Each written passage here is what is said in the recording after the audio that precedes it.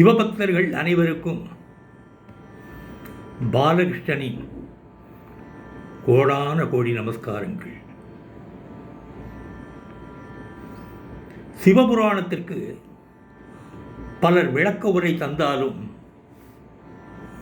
ஒவ்வொருவரும் கூறும்போது புது புது விஷயங்களை சிவபக்தர்கள் தெரிந்து கொள்ள வாய்ப்புள்ளது.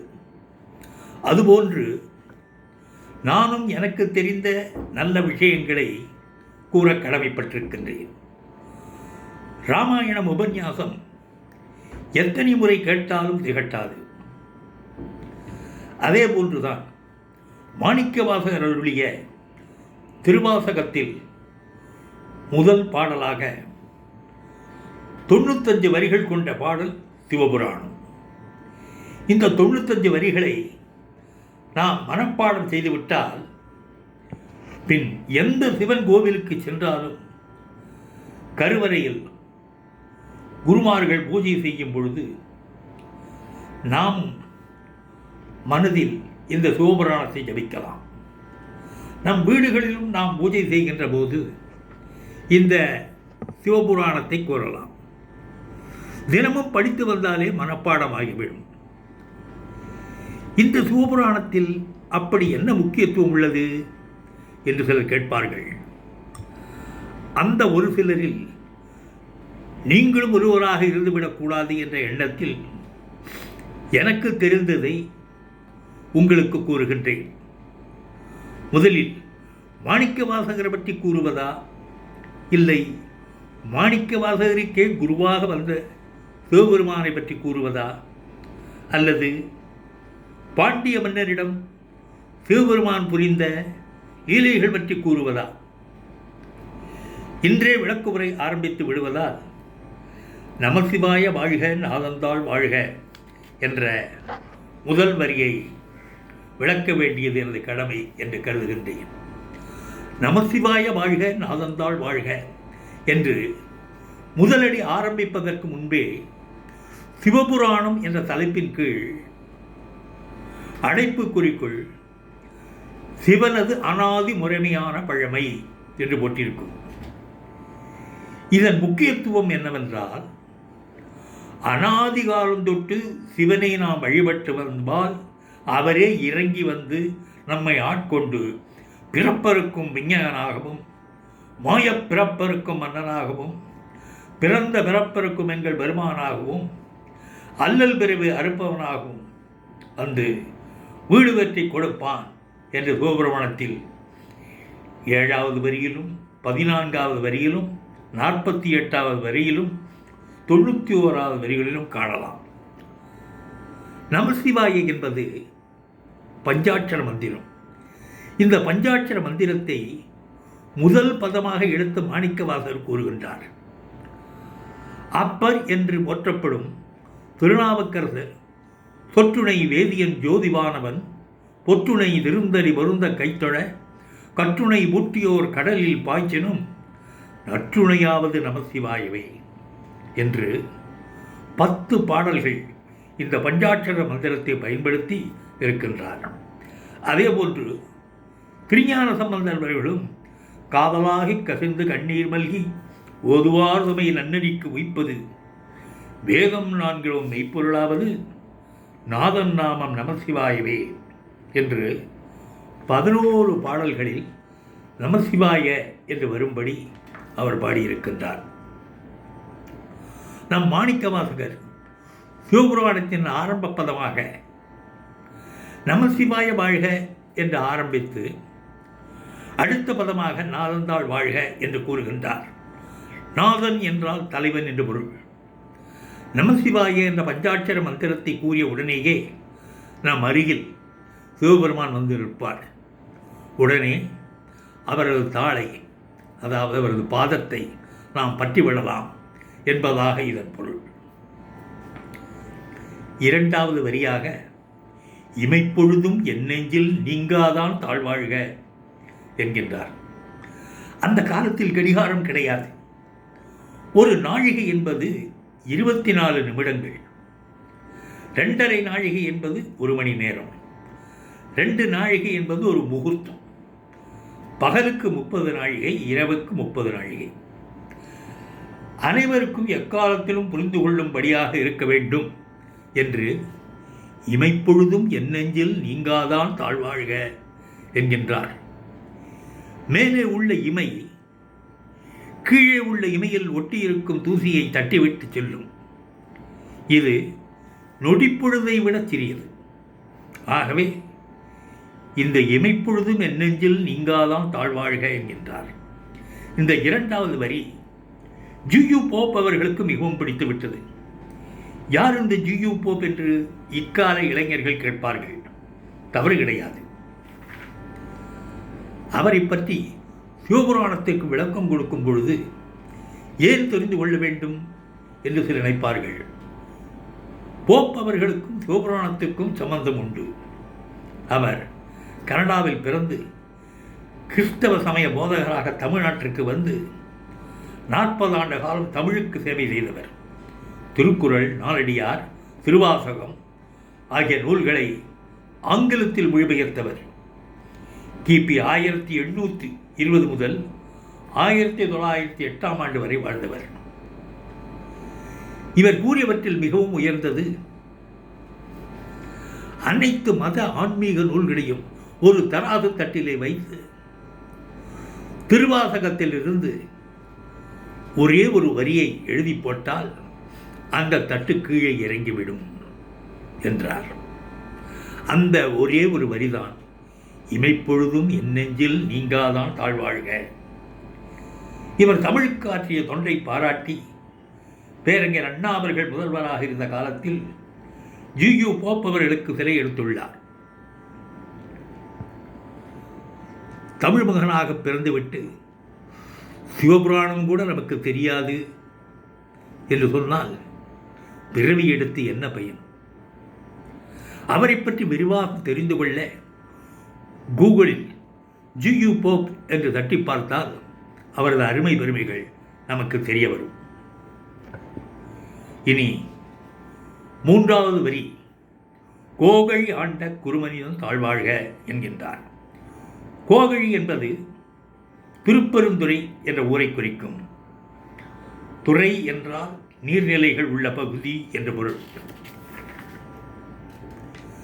மெல்லினரை துறை என்று போட்டால் நீ என்ன வெள்ளைக்கார துறை என்று நினைப்போ என்று அக்காலத்தில் கேட்பார்கள். ஒரு காலத்தில் சிவனுக்கும் பார்வதிக்கும் சண்டை ஏற்பட பூவுலகில் சில காலம் தங்கிவிட்டு பின் என்னை வந்து அடைவா என்று ஊர திருப்பெருந்துறையிலே வந்து அங்கே சிவனை வழிபட்டு பின் சிவபெருமானே கைலாசத்திற்கு அழைத்துச் சென்றதாக புராணம் கூறுகின்றது. அப்படி மீண்டும் அழைத்துச் சென்றவரின் தாழ் என்றால் பாதம் என்று பொருள். அந்த பாதம் வாழ்க என்று கூறுகின்றார். அடுத்து ஆகமம் ஆகியனென்று அன்னிப்பான் தாழ்வாழ்க.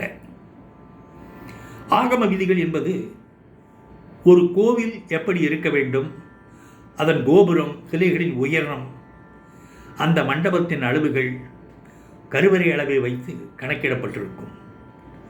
இதில் பூஜை விதிகள் பற்றி ஆகம விதிகள் பேசப்படுகின்றது.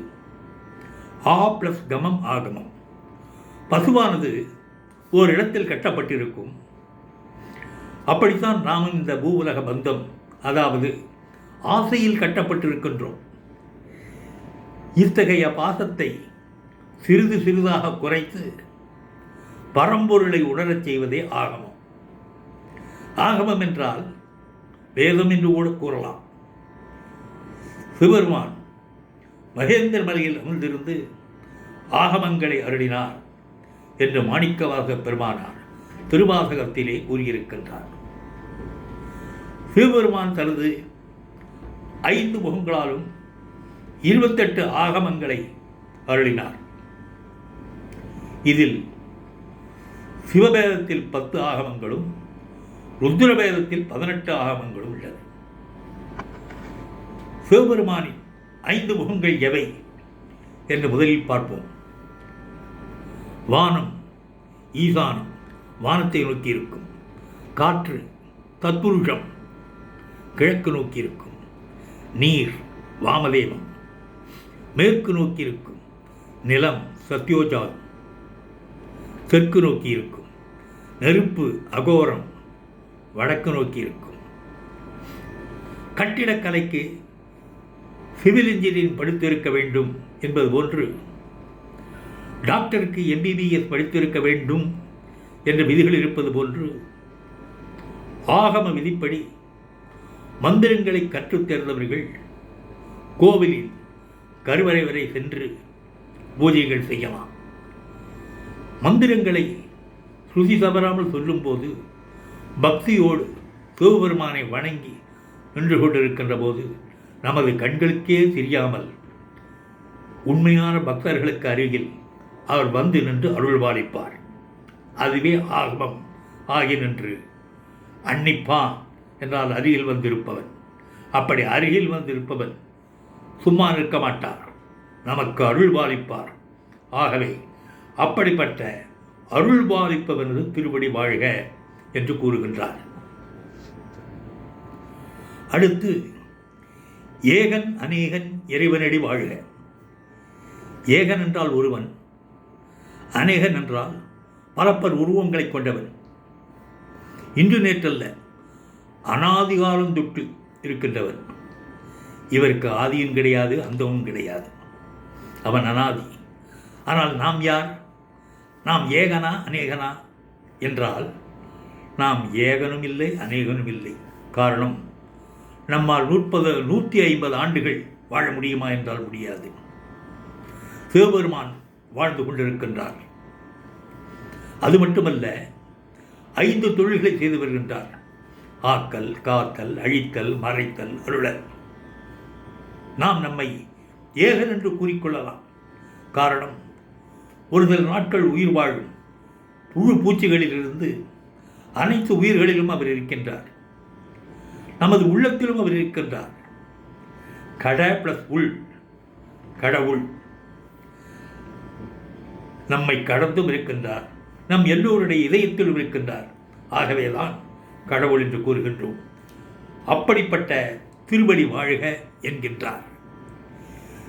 அடுத்து வேகம் கெழுத்தாண்ட வேந்தனடி வெல்க.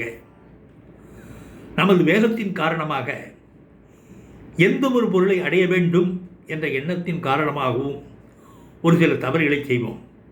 பின் அது நமது உள்ளத்திற்கு தவறு என்று தெரிந்ததும் வருத்தப்படுவோம்.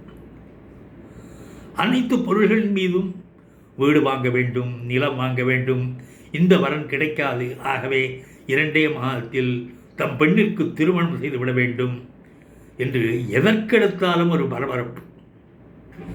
இந்த வேகத்தை கட்டுப்படுத்த முடியாமல் பல துன்பங்களுக்கு நாம் ஆளாகின்றோம்.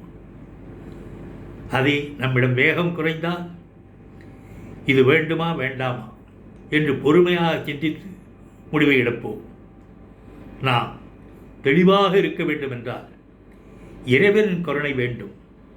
நாம் சிவனை வழிபட்டு வந்தால் நம்மிடம் உள்ள வேகத்தை, வெறியை அடக்கி விவேகத்தை தருவார் சிவபெருமான். நமது வேகத்தை கெடுப்பவன். அனைவருக்கும் புரியும் வகையில் சொல்ல வேண்டுமென்றால், சென்னை நந்தனத்தில் இருந்து பிராட்வே வரை சாலை விபத்துக்கள் மிக மிக அபூர்வமாக நடக்கும். அதே செங்கல்பட்டை தாண்டிவிட்டால் விபத்துக்கள் அதிகரிக்கும். அதற்கு காரணம் என்ன? இங்கே சிக்னல்கள் அதிகம். வேகமாக காரையோ பஸ்ஸையோ 2 வீலரையோ ஓட்ட முடியாது. ஆனால் மற்ற இடங்களில் சிக்னல்கள் குறைவு. ஆகவே சிக்னல்கள் நம்மை காப்பது போன்று நம் மனதில் உள்ள வேகத்தை குறைப்பதில் சிவபெருமான் ஒரு வேந்தன் என்று மாணிக்கவாசகர் கூறுகின்றார். ஆகவே வேகம் கெடுத்தாண்ட வேந்தனடி வெல்க. வேந்தன் என்றால் தலைவன் என்று பொருள். தலைவனின் திருவடி வாழ்க என்கின்றார். இனி 2ஆம் பாகத்தில் அடுத்த சில வரிகளை பார்க்கலாம். நன்றி, வணக்கம். தென்னாருடைய சிவனே போற்றி, எந்நாட்டவர்க்கும் இறைவா போற்றி போற்றி.